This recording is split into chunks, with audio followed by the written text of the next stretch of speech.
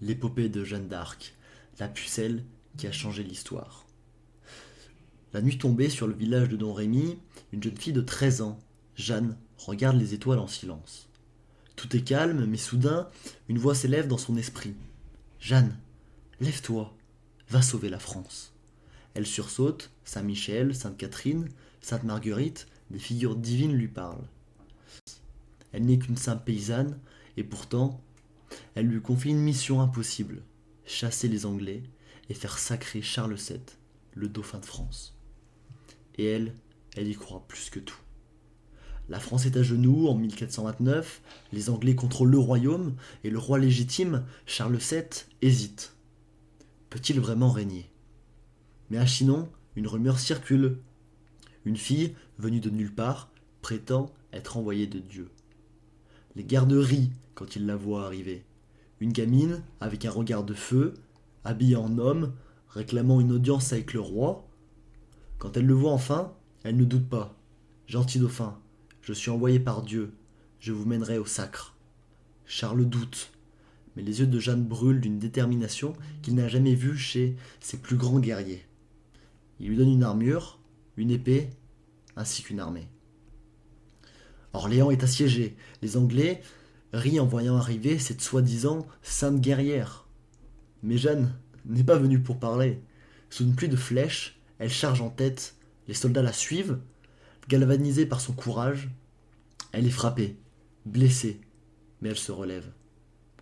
En avant! Dieu est avec nous. En 9 jours, Orléans est libéré. L'inimaginable vient de se produire. Une fille de 17 ans a accompli ce que les généraux n'ont pas su faire en des années. Avec Jeanne en tête, l'armée avance. Ville après ville, les portes s'ouvrent. Les ennemis reculent. Le 17 juillet 1429, dans la cathédrale de Reims, Charles VII est sacré roi. Il s'avance vers Jeanne. C'est grâce à vous. Mais elle secoue la tête. Non, non, c'est grâce à Dieu. Et déjà son regard se tourne vers le prochain combat, car les Anglais sont toujours là. Mais le vent tourne. À Compiègne, Jeanne est capturée par les Bourguignons, alliés des Anglais. Elle attend l'aide du roi, mais Charles VII reste silencieux. Il ne lèvera pas le petit doigt pour elle. Elle est vendue aux Anglais, enfermée dans une cellule froide. Ses juges l'acculent d'hérésie, de sorcellerie. Ils veulent la briser, lui faire renier sa mission. Mais Jeanne ne plie pas. Je suis envoyé par Dieu et je ne regrette rien. Le 30 mai 1431, sur la place de Rouen, on l'attache à un bûcher. Le feu monte. Les flammes lèchent son armure. Sa dernière parole, Jésus. Les cendres s'envolent, mais pas son histoire. 25 ans plus tard, son procès est rouvert. Elle est innocentée. 5 siècles plus tard, elle est canonisée. Et aujourd'hui encore, son nom résonne à travers le temps. Jeanne d'Arc n'a pas été juste une guerrière. Elle a été une flamme dans la nuit, un symbole d'espoir et de courage.